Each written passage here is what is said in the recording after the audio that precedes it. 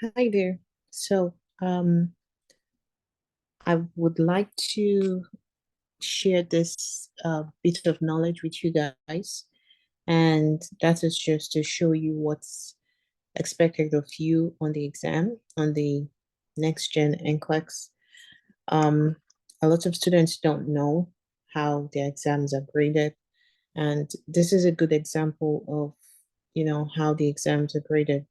You're graded on different areas on the exam, and you're expected to have above passing on every area of this exam.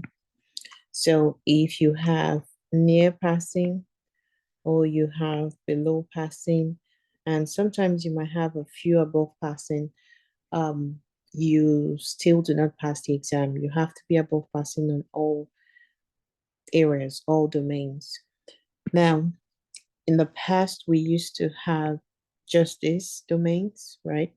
And it was more so content. So those areas were content based. For the RN exam, this right here would say management of care. So, but right now for NGN, we have more domains added. We have clinical judgment, recognizing cues, analyzing cues, prioritize hypotheses, generate solutions, take actions, evaluate outcomes. And these domains that have been added, it's not really content, it's more of how you're answering the question. And when it comes to how you're answering the question, they're looking for the specific areas to all the above passing. So you have to be, I would say, aware of your testing skills, of your critical thinking. Make sure that you're applying your clinical judgment when taking care of your patient. Make sure you're able to recognize the cues.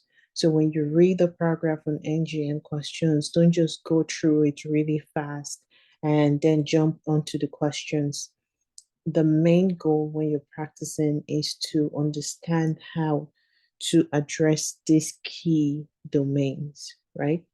Now, when it comes to this, I tell students all the time, you want to make sure your content is good enough, right? Because you have to be above passing on all this. So make sure your content is good with the domains, that the first few domains before you see the clinical judgments all the way down. Make sure that this area, your content is good.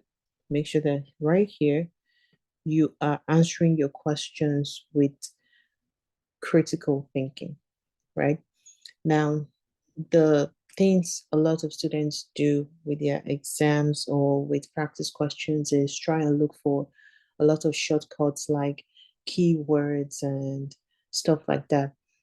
Now, we would say, okay, you can't know everything on the NCLEX, and that might be something you might want to do, but also be aware that those keywords, right, do not tell you what's happening to your patient. You have to look at your patient. It's about your patient.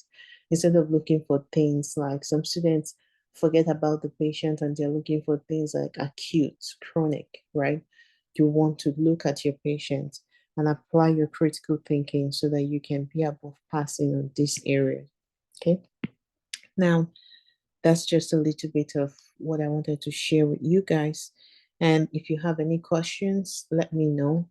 And whenever you don't pass the exam, these are for repeat takers. If you're repeating the exam and you have this is a gold mine, right? I see students all the time get mad and throw this away. Don't throw it away.